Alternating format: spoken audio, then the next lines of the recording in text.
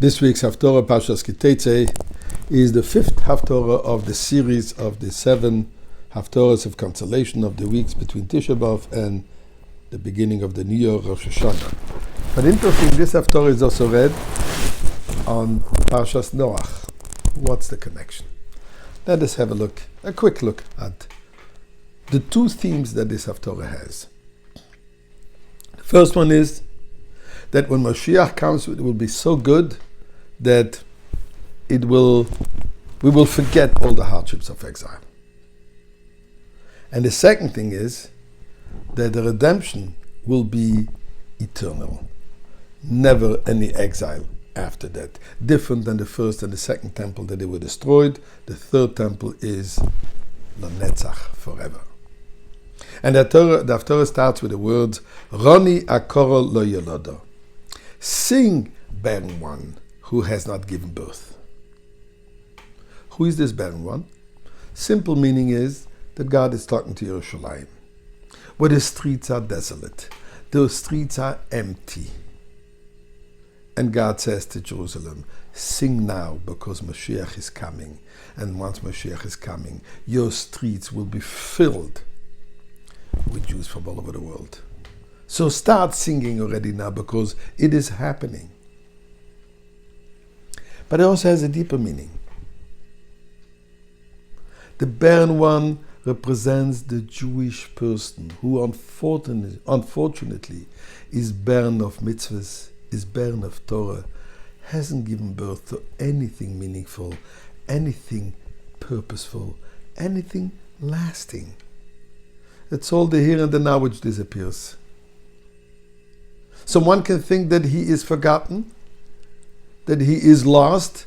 Says the Pasuk, Lo yidach mimeni nidach. Nobody is lost, that even this kind of a person. Sing. Start singing because you're also part of the process of Geula. You have a place. You belong.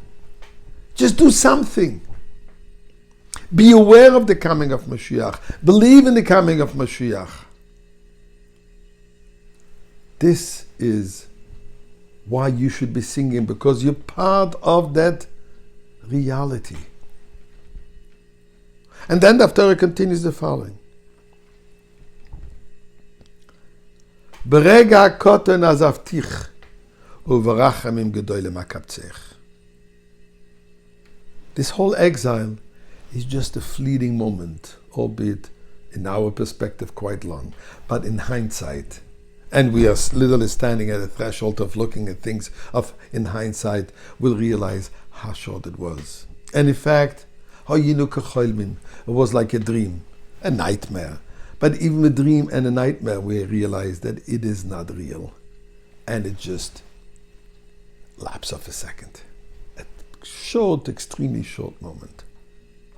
So too is exile compared to that.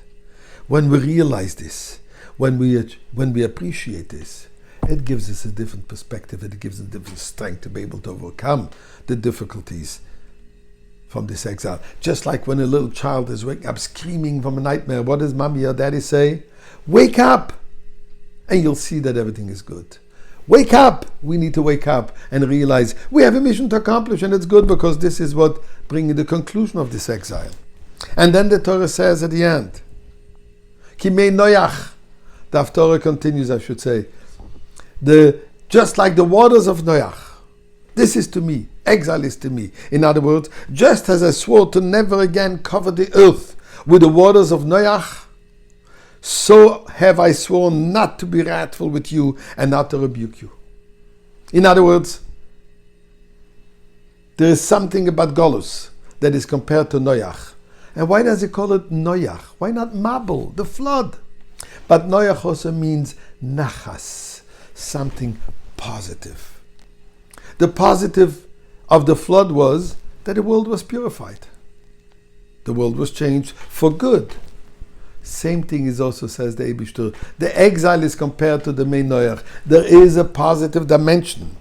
There is a positive aspect to this exile, which is what? Preparing us for the Geula. So that we should be able to appreciate the beauty and the blissfulness of exile, of redemption, obviously.